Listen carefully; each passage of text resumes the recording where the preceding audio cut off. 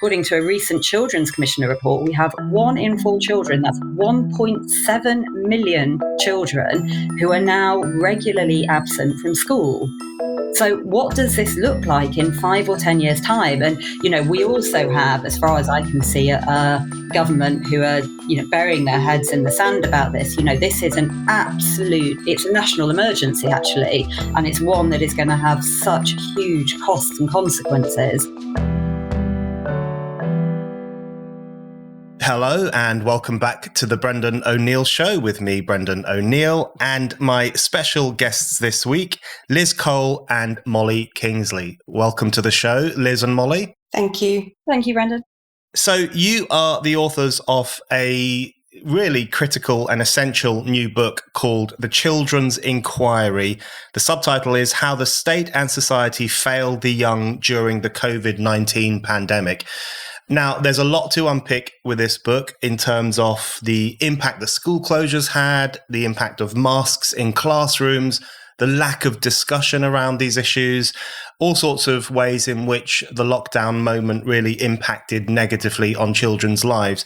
So I want to get into all of that stuff, but just to kick us off and just to give our listeners a sense of what this book is about, Molly, why don't you outline the general theme of the book and why you guys felt it was important to write this? Yeah, of course. I mean, I think if you had to distill it down into one theme, it would really be that the way we have treated children, whether deliberately or whether by default over the last 2 years, has, we feel, broken the social contract that adults owe and have to children. And what we have done, I think, and it's something we and others say in the book, goes far beyond anything we expected to see in our lifetime. We think the evidence, as I'm sure we'll come on to now, speaks for itself in terms of the detriment we've caused those children. But really, on some higher level, we've inverted natural justice and morality when it comes to an adult's duty to protect its child.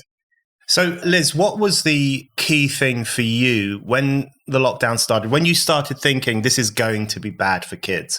What was the turning point for you? Because obviously, if we go back to March 2020 or even slightly earlier than that, we have this new virus. It's not particularly well understood. Lots of people felt very scared and didn't know what was going on.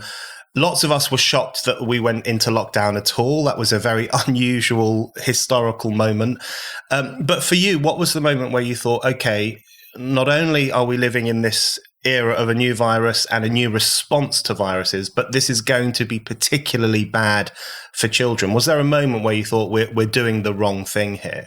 Yeah, there was, and it was twofold, really. So it was something that came, from within my own family and my own life, but also what I was seeing outside of that. So, I could see my children who were one of them was 12 and one of them was 10, and I just saw such a change in them, even over a fairly short period of time.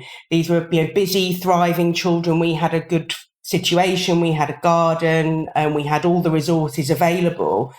But I could see how deeply it was affecting them. Really, the lack of interaction, the lack of ability to connect with anyone outside, missing school, missing their routine. And I started thinking, if this is how my children are feeling, children in other situations without those advantages, it must be so much worse for them. And then coupled with that, I came across a editorial which was in the BMJ. It was from April 2020 by paediatric researchers Alistair Munro and Saul Faust, I think that's the right pronunciation, who were writing that children aren't super spreaders, it's time to go back to school. And I found that it was something that it made me just start thinking in a completely different way about this, and thinking, well, actually, these researchers are saying this, why aren't all children going back to school? And I could see how, with the absence of school, how important it actually was. And that sort of sparked me off to researching and thinking about it much more, and then connected with Molly not long after that.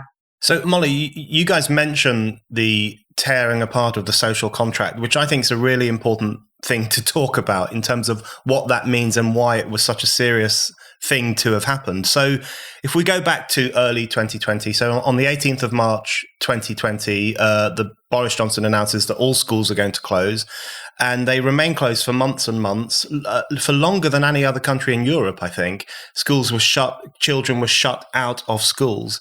And I remember thinking at the time, even though like everyone else, I was thinking, how bad is this virus? What's going to happen? Lots of people seem to be dying.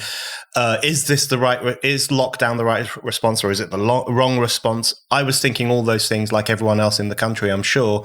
But I remember when the schools closed, I remember thinking this is something actually very different, because this is society consciously deciding to stop doing one of the most important things that a society does, which is to educate children, give children a place in which they can be given knowledge, in which they can socialize, in which they can carry on their journey to becoming adults. And for society to stop doing that for a significant period of time really struck me as odd and quite scary that decision could be made. So, Molly, what was your response when that call was made that schools were going to be closed, and the fact that they stayed closed for so long? And I think you guys point out that even when it came to a point where we could go back to pubs in some capacity, or at least have a drink outdoors, even then schools were still closed, like children were at the bottom of the list. How did you feel about that, Molly, when that was happening? Yeah, I mean, I think, again, there's a few points to unpick there, actually. So I think the first thing to say, in the interest of just full honesty, is I think at first, like many other people, I didn't really take on board what a long-term decision, or, this sort of monumental nature of the decision. I think, you thought, oh, it's something big, but actually we thought it was for 3 weeks, and it was a different climate, wheeling back to March 2020. I think a lot of people, probably myself included, were genuinely scared about COVID, and it wasn't immediately clear that this was a very discriminatory virus. And as you say, that became clearer, I think, as March wore on into April, into May. And I think, as Liz said, by April, certainly the end of April, we were a lot clearer that actually, thankfully, most of the adult population, actually, let alone children, were not at huge risk from the virus. And that helped to frame the way, you see the sort of risk-benefit analysis of closing schools. And I think the other thing you said, and particularly as regards to social contract, the thing for me about school closures is that obviously it goes far beyond education. So, obviously schools are vastly important for an educational point of view, and we've never taken away children's education before. So in itself, that is a really big thing to do. However, what we now know, and in fact what was known at the time, Brendan, was that schools were essential for safeguarding. So, there was a report done by experts very, very early on, April 2020, and that report was annexed to a SAGE document. It was, who knows, it was in a meeting room, one assumed, with SAGE scientists. We think we know from the minutes of the meeting it was never actually discussed. But had it been discussed, what that report would have showed is that school is essential for safeguarding, and that the safeguarding regime, once schools were closed, by that point about 6 weeks, had failed. So you have all these already very vulnerable children off school who are in an incredibly high risk situation, and this report said that. And I think when you talk about breaking the social contract, it is that element of, it's not even foreseeability, actually, it's knowledge. We did this to children knowing that, not only would we deprive them of education, but in some cases we would injure them and potentially deprive them of their life. And school closures is a very visible, much discussed manifestation of that. But actually, you could say that same principle and that same thinking was repeated over and over again with many of our interventions. And I think that's when we talk about breaking the social contract, what we find so upsetting. Yeah, and I think, you would really need to be pretty clueless, or at least just not have any knowledge of how society works, to think that you could take millions of kids out of school, leave them in homes in which parents were under extraordinary pressure anyway because they were not working. Some of them were going to lose their jobs. Times were tough. People often live in cramped conditions without gardens, unlike lots of the upper middle classes who are very favourable towards some of the lockdown measures. And the idea that you could do that and there wouldn't be consequences in terms of children's education and children's health strikes me as just completely ridiculous. And it's very interesting that you guys uncovered this next report that was part of the SAGE process, where it was openly discussed that these would be some of the problems that would accrue from closing schools. But I want to dig down now into some of the evidence, because what I like about your book, there are many things I like about it. I like the fact that it's called the Children's Inquiry. So it really is the thing that the government hasn't yet done, which is an inquiry into the consequences of some of the decisions that were made in 2020.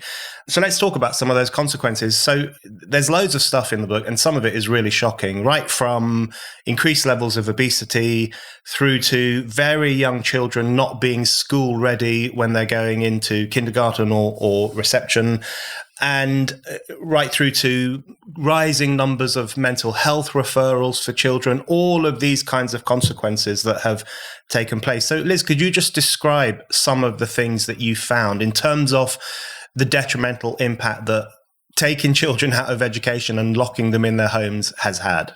Yeah, I mean, they're enormous and wide ranging. So maybe we'll just look, I'll just discuss a couple, one of which I think hasn't had anywhere near sufficient airtime or discussion in discourse at the moment, which is the impact on speech and language development for children, which again, as Molly had said, would be completely intuitively foreseeable to anyone that, you know, when a child is developing language, they acquire that language often through the experiences that they have. They go out to, you know, visit places, they acquire vocabulary in that way, with their parents talking to them because they've got time, because they're not stressed, etc. But the impact on speech and language development is incredibly concerning.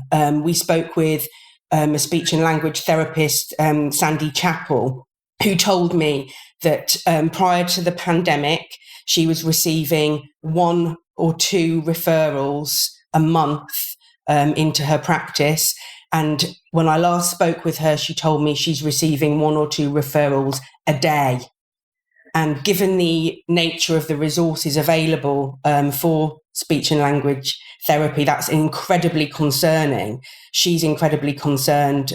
We share that concern, because I think what's not being appreciated, and as Molly said, these are potentially lifelong impacts on children. So where a child doesn't have that speech and language development, where they have struggles with communication, they'll carry that with them into school. It will make it more difficult for them to build relationships, to access education, and continue throughout their school career and into their adult lives. And I feel it's not being sufficiently appreciated what the impact and consequences are going to be of that on those individual children, but also on the school environment, on society as a whole in the future. And I feel it's a cliche, but it's a ticking time bomb.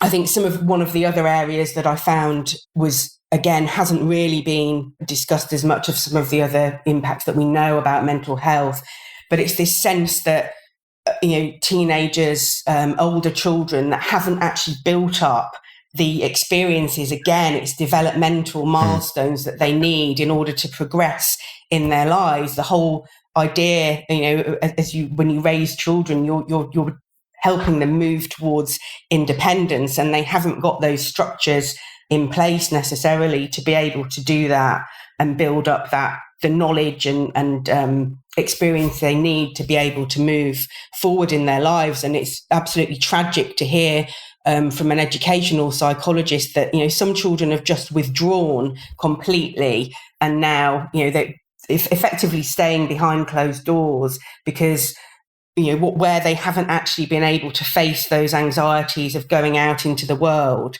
In the end, it becomes incredibly difficult to take those steps. And again, this doesn't seem to have received as much consideration because, again, it's a long-term impact on our whole society. And then Molly, maybe talk about a little bit about the sort of physical health impacts that we've seen as well. I mean, just adding to what Liz said, I think a lot of these impacts are seeping into public consciousness, but I don't yet get a sense of the public grasping the sheer scale of it. So just to give you some numbers here at what we're faced with, and, speaking to Liz's point about this being a ticking time bomb, it really is. So we now have 46% of children who entered reception in 2020 not being school ready. We have 1 in 4 children by the time they are 11 being obese. We have 52% apparently of children saying, or young people saying they've lost confidence in themselves. We've got a waiting list of 1 million children to specialist mental health. And then this is one, I think, that of all of these shocking stats, I almost find most shocking. According to a recent Children's Commissioner report, we have 1 in 4 children, that's 1.7 million children, who are now regularly absent from school. So what does this look like in 5 or 10 years' time? And, we also have, as far as I can see, a government who are, burying their heads in the sand about this. This is it's a national emergency, actually. And it's one that is going to have such huge costs and consequences. And I think, just going back to the point about the physical impacts, I think there is this myth through much of school closures that, well, it's a bit of education, it's a few months of learning, and that in itself is a very elitist myth, because actually that might have been true for some lucky kids in their garden with their engaged parents doing Zoom lessons. But we know, we know, and actually government knew at the time, it was not true for very many children. But just putting that to one side, of course, the other thing is the physical impact. So, it's had, as Liz said, the lockdown and school closures, a cumulative impact has had a very profound effect on obesity, on general fitness. There's a lot of sports still not starting. Combine that with cost of living, or cost of lockdown, if I might say, impacts. And you've got things like swimming pools that are now, I think I read something like a quarter of public pools are about to close because they can't afford their heating bills. You've got children that have missed close to 2 years of, in some cases, critical health appointments. Children, many of whom already had existing issues, SEN and disabled children in particular. You've got an NHS that's crumbling. So we saw yesterday, I think it was, there's a waiting list of 350,000 children. That's up, I can't remember the percent, but I think it's up by about 100,000 children from pre-pandemic. So we've got we've weakened children, and we've weakened the systems that would ordinarily support those children. Sometimes I feel like I'm missing out. It seems like everyone these days is either starting a side hustle or becoming their own boss. And you know what they're hearing a lot? That's the sound of another sale on Shopify, the all-in-one commerce platform to start, run, and grow your business. Shopify makes it simple for anyone to sell anywhere. Shopify will help you create your online shop the way you want it to look. It will help you find new customers or scale up that burning idea into a full-on business. With Shopify, you can do it all from one place with no need for skills in design or coding. There's just one simple, easy-to-use dashboard for all sales and talking to customers. You can also create discounts, sales, and special offers to take advantage of seasons and events like Christmas. Shopify has great responsive customer support too. That's why every minute of every day, a new seller makes their first sale with Shopify, and you can join them. A friend of Spiked raves about Shopify and uses it for his online shop, Flashback. That's Flashback spelt B-A-K with no C. Head to flashbackshop.com for cool and collectible prints, t-shirts, cards, and a whole lot more. And now it's your turn to start selling today with Shopify for free. And thanks to 24/7 support, Shopify is ready to help every step of the way. Sign up for a free 14-day trial at shopify.co.uk/Brendan. Go to shopify.co.uk/Brendan right now to grow your business today. That's shopify.co.uk/Brendan. Yeah, I think the things that you two have just outlined there and which you outline in the book are, on one level, it's really disturbing and shocking. But on another level, it makes perfect sense that this would be the consequence. If you basically turn the National Health Service into the National COVID Service, so you actively discourage people from going, and if you close down schools, which we've been told for the past few years, right from Tony Blair's education onwards, we've been told these are the most important institutions in the country. But by the way, we can now shut them down almost for a year. And if you do those things and then tell people they can't go outside, once a day, a bit of exercise, and then go back home, it makes perfect sense that there would be physical, educational consequences to that. And talking about them, I think, is so, so important. But there's a few more things I want to ask you guys about education, but I just want to come on to the broader picture for a moment, because you talked there about the vast numbers of children who are still not going back to school regularly, which I think seems to be another logical conclusion to society effectively saying that schools aren't that important, right? If you say schools aren't that important, you can't be surprised if families then come to a similar conclusion and children start missing lots of their schooling. But there's also the problem of the use of the politics of terror during the lockdown. And a few people have raised this criticism, including a couple of people around Sage, the problem of using fear to try to reprimand and control the public during what was unquestionably a new and difficult and sometimes quite scary moment in British history. But instead of trying to galvanize people and saying, look, we have this problem that's reached our shores and we need to pull together as a society and work it out, instead, the politics of terror was used. You should be terrified. This disease can impact on anyone. If you go outside, you might kill an elderly person. That kind of use of fear was a key problem in the lockdown, wasn't it, Liz? I'll put that to you. And isn't that likely to have had a ripple effect on children too, if they're being told that they could potentially kill older people simply by going outdoors and doing what kids do? Yeah, absolutely. And I think it's seeped in so many different ways. So I think, as you say, the messaging to children about themselves, this language of fear. And actually, as we discuss in the book, children were obviously seen as a source of fear as well. Not only were they told to be frightened, they were told that they themselves were to be feared.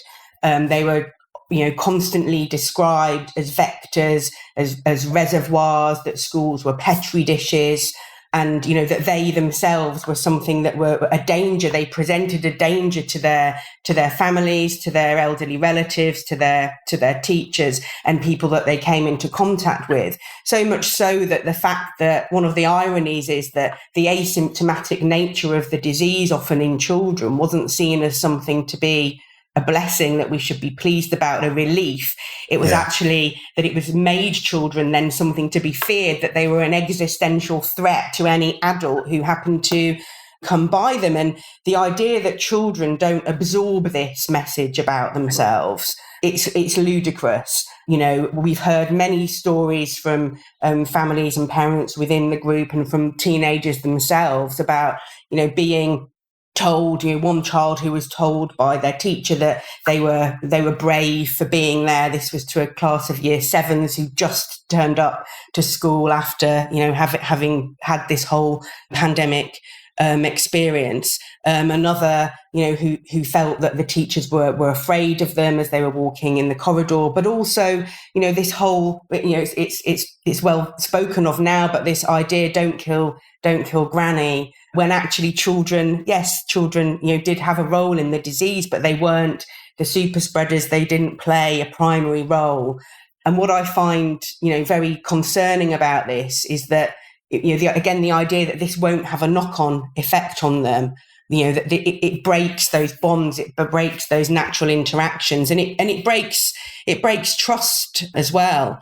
And I also find a lot of the discussion has been so reductive, because actually, even if children were, and we've said this before, but if children were super spreaders, does that mean we shouldn't then still care and nurture them? No, they weren't for this disease, but we shouldn't be making many reductive arguments. But I think the fear also had a real impact on the difficulties that the government had in actually reopening schools, because it was quite easy, for them to close them at the stroke of a at the stroke of a pen, but actually the fear that was there, the climate which they had sort of nudged everybody towards, made it incredibly difficult to reopen them, but has also meant that school is even now, I think, seen, as you say, it's a discretionary benefit and a lever, a policy lever for emergencies, whereas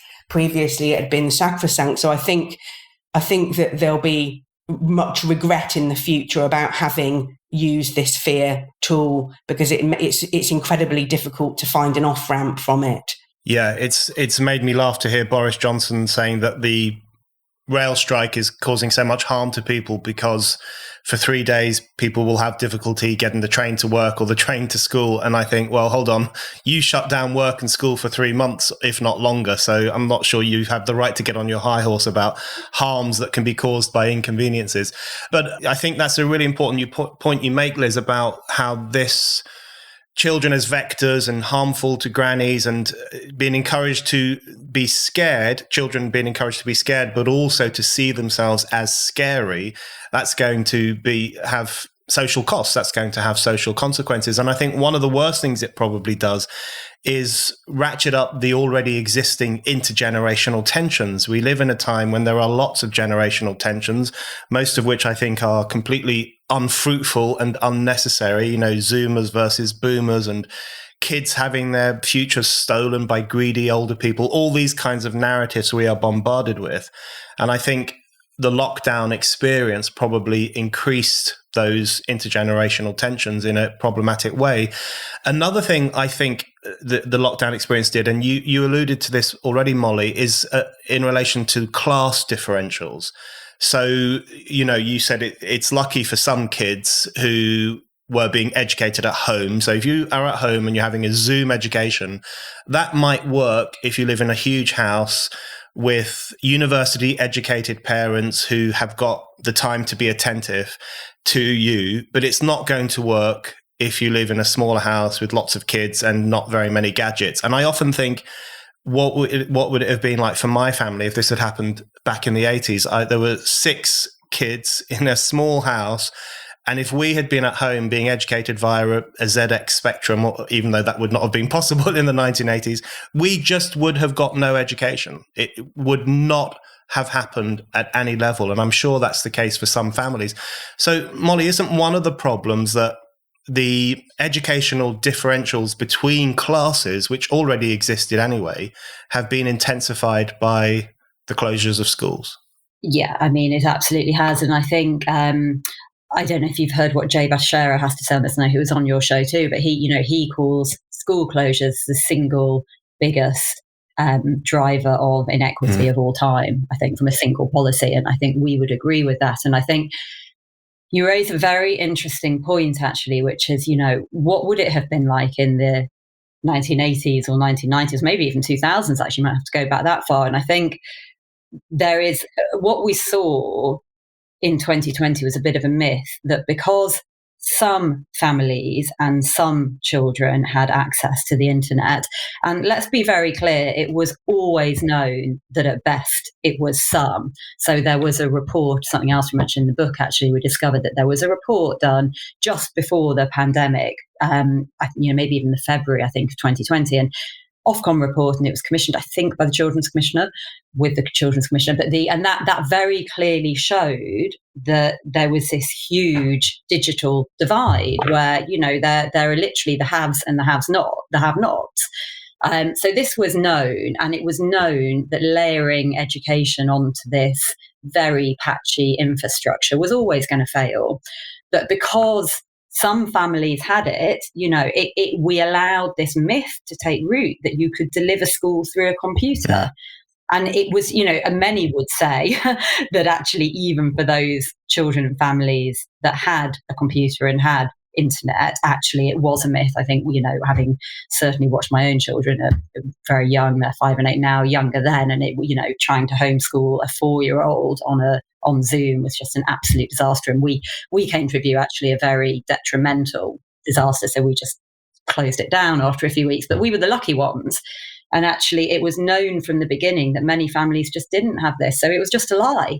wasn't it? Like, we shouldn't have been doing this. Like, who said that this should have been a thing? And I think there was this, remote learning, and it was dishonest, actually. And it was dishonest of everyone. It was dishonest of government, but it, was also, I think, a societal lie that actually we should have stood up collectively and said, but this isn't going to work for so many children and families. What are we doing even thinking about this? They don't have computers. So that should have ended it there and then. Yeah, absolutely. And I think one of the things it's worth thinking about is why that pushback didn't come. I mean, obviously it came from people like you and the organization you guys are involved in, Us for Them, and other individuals and groups who raised questions about these problems. But one of the things I wanted to ask you about is why there wasn't a broader questioning or a broader rebellion at some level. And the thing that really struck me, I'll put this to you, Liz, was the role of educational trade unions in relation to basically just not wanting to do their job. And in terms of going back to school and teaching kids, or going into universities and having face-to-face lectures with young people. Lots of students were in the most surreal situation of going to their university and staying in their dormitories and being educated on their computer. I mean, I'm sure we'll look back on this in 20 years' time and think, what the hell was going on there? But isn't this a broader question of a crisis of vocation? Because the image we have of the teacher, and it used to be a fairly accurate image, is that a teacher was not just someone who was doing a job. This is someone who felt they had a vocation. They were part of, we've referred to it as a social contract. They were part of a mission, I guess, to educate kids, turn young boys into gentlemen, raise them up a bit. It was seen as a bit of a vocational thing to do. Whereas we had a situation where lots of teachers were reluctant to go back to the classroom, and lots of trade unions were saying they shouldn't go back to the classroom because children are diseased and it's too dangerous. So, Liz, this raises a broader question about society, doesn't it? It's not just that we may have overreacted to the virus or responded to it in such a way that it was detrimental to children, but it speaks to a society that has lost its nerve to a certain extent, if it isn't even prepared to take a risk or find a way to carry on the vocation of educating children, even at a time of disease and virus. Yeah, and I think, this is a very complex issue, as we've said in the book. I think the climate of terror, I think, underlays all of this, because that fed so much of the effectively firefight between various groups of adults who never seem to look up from that to think about the children sort of cowering underneath the crossfire, who were being failed at all turns. But I think, in terms of the sense of losing nerve, I think it's a sense of losing a sense of responsibility. And I do think this is, adult society at large, because the creativity that we saw, for example, in terms of the NHS, the volunteer scheme that was put in place, the Nightingale hospitals, albeit that they weren't used, but no similar collective national will or energy was applied towards, the priority of educating children and coming together, thinking about solutions.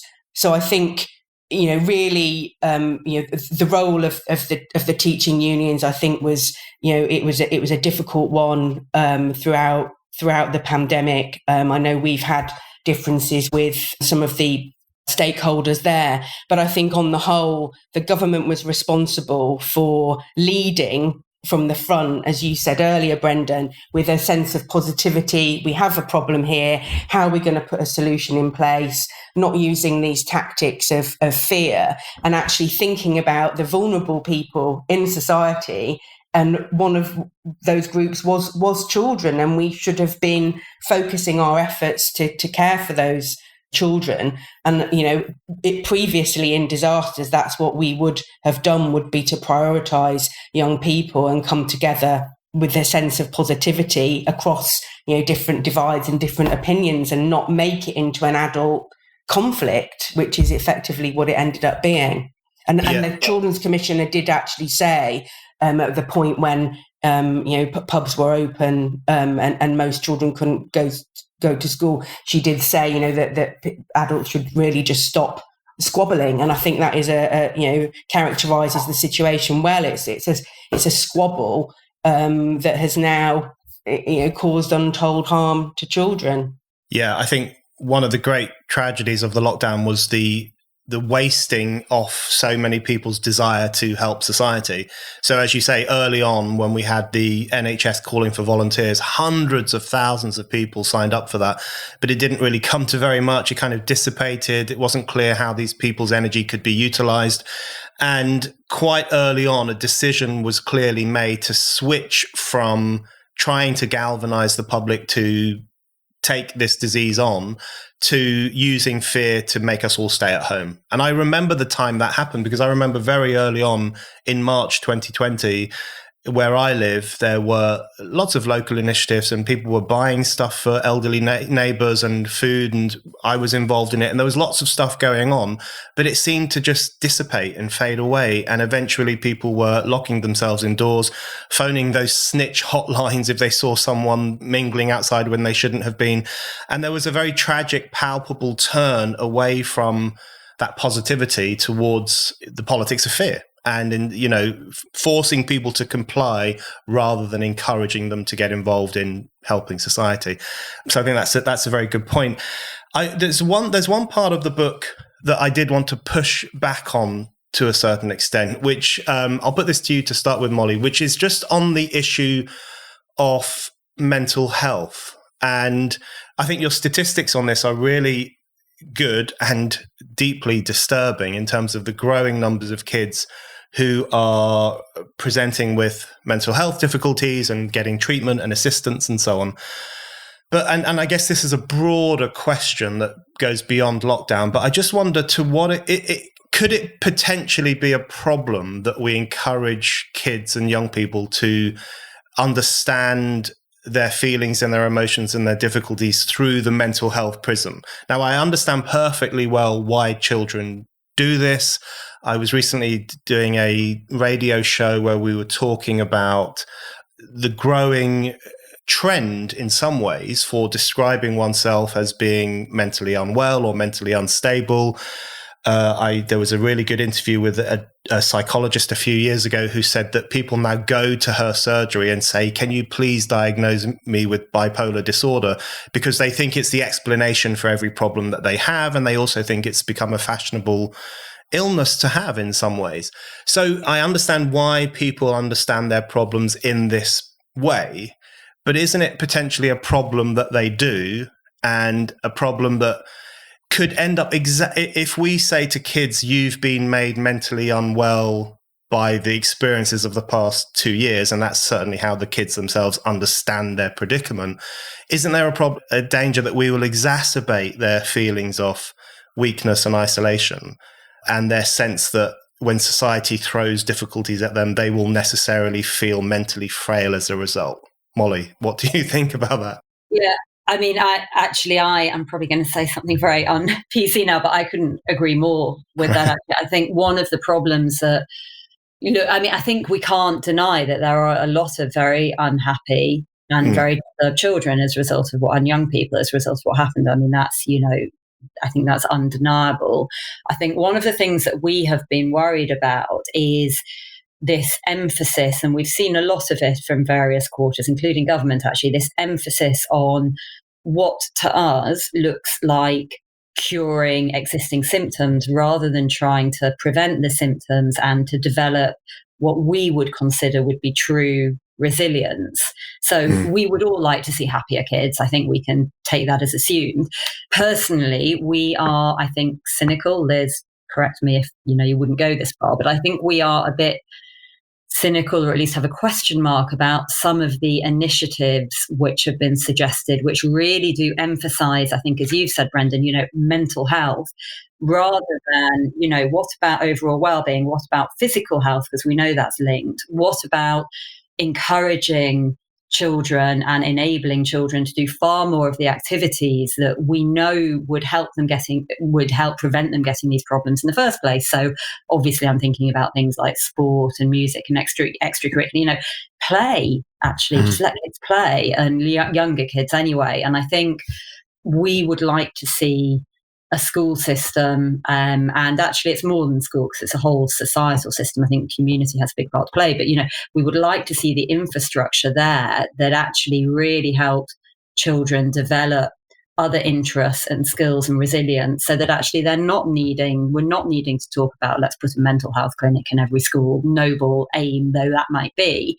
We don't think that is certainly not the sole way to address what is now a huge societal issue. Yeah, can I just add to that as well? I think we saw this dynamic playing out earlier on in the pandemic when there was a lot of talk about putting the mental health counsellors in schools that children were struggling, which they were.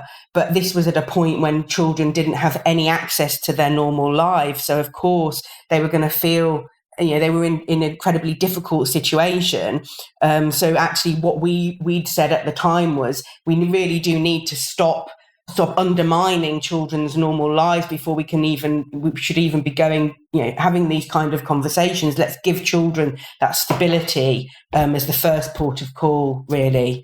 And it was kind of preemptive when actually to us, the normal structures were the most important foundation, really. How Woke Won, the new Spiked book by Joanna Williams, is out now. It is all about the woke takeover of our institutions and how we as ordinary people can fight back. I cannot recommend it enough. Make sure you order your copy now. You can get it on Amazon or go to spiked-online.com/shop. That's spiked-online.com/shop.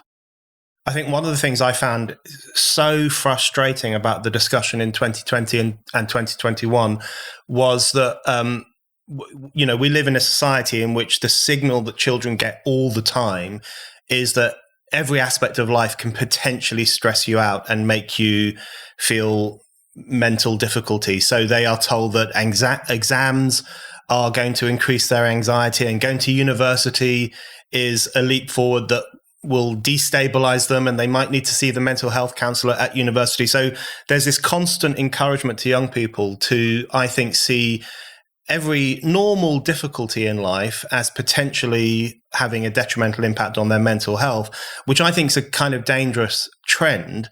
But then you have lockdown, and these kids who've been told, you send that message for years and years, are suddenly being told, well, not being able to see your friends and not going to school and being stuck in your flat for 3 months is fine. And you should just get on with it, even though we've spent the past few years telling you that every small difficulty you face is going to have a detrimental impact on you. So there was something deeply contradictory and hypocritical in that, I think. And if we lived in a society in which we were encouraging children to be more robust and resilient and self-sufficient, and to understand that unhappiness and anxiety are normal facets of the human existence, then they probably would have been better able to deal with the lockdown.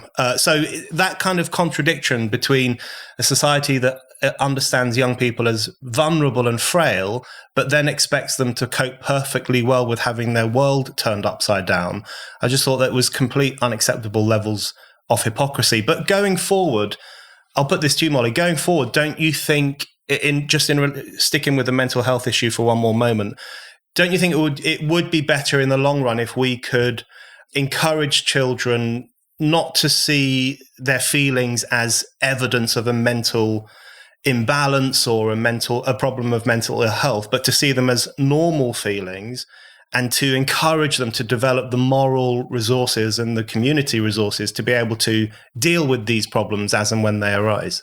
Yes, I mean, absolutely. And I think teaching our kids resilience is incredibly important, but I'm slightly scratching my head sort of saying this, because the problem, one of the things I think we've learned actually as a society, can we hand on heart say that as adults we've shown resilience in these last 2 years? I mean, how are we meant to teach children what we seem unable to execute ourselves? And I think we have to take a look actually at what, where we would like our children to be, and ask ourselves what we need to change about ourselves to get them there. Yeah. Absolutely. I agree with that. Okay, so my final question, which I'll put to both of you, it's a question about the past and the future, I suppose. So I guess something that people will say to guys like you who work with us for them, which is a very important campaigning group, and you've written this very important book, The Children's Inquiry. I think probably a question you've been asked is, well, what would you have done in March 2020? There's this new virus. We know it's killed lots of people in Italy. We know it's having a detrimental impact. It's come to the UK. We knew quite early on that it didn't have a particularly harsh impact on young people. They managed it very well, but we knew that they were able to spread it, even if they may not have been the super spreaders that we thought they were. So I guess a question is, what would you have done in March and April 2020? Would you have had no lockdown? Would you have kept schools completely open or maybe mixed it up a bit? How would you have responded? And then the future orientated bit of that, I suppose, which you can weave into it, is how do we respond next time this happens? Next time a virus comes to the UK, how can we ensure that we don't do the things that we think we did wrong first time around? I've got a very simple answer. I think we should have stuck to our previous disaster planning approach, which hadn't provided for school closures on this scale at all. So that would be the first thing. I think closing schools was a disaster. They shouldn't have closed in March 2020. They certainly shouldn't have closed in January 2021. That was really the bottom of the heap as far as the decision making went. I think at a more philosophical level, I think we should have prioritised children as a vulnerable group in society. I think there should have been, I'm off on one here now, sorry. There should have been honesty about the risk stratification of the disease. And I think this kind of, short-circuiting that the government wanted to do to gain compliance of creating fear was a huge, huge, huge mistake. And we'll see the repercussions of that for years to come. And I think moving forward, what we should be doing now is really protecting children and their education, and recognising schools as essential infrastructure that is not closed at the stroke of a minister's pen and is actually recognised for the important setting that it is. I mean, I think the only thing that I would add to that, possibly on the going forward side, is that, I think what we found, what we had during the pandemic was really a situation, and it was rare, I think, but we had a situation where the interests of adults, or some adults, directly conflicted with the interests of the majority, let's say, of children. And in that situation, there was only ever going to be one winner. And I think what we need now to do is to safeguard, yes, our schools, but actually it's more than that. It's to safeguard our children, so that actually if that situation happens again, children don't, I was going to say, fall through the fault lines. Maybe I'd go as far as to say get pushed through the fault lines in the same way that they did. What we've just witnessed is actually a systemic safeguarding failure, and we need to make sure that can never happen again. Molly and Liz, thank you very much. Thank you.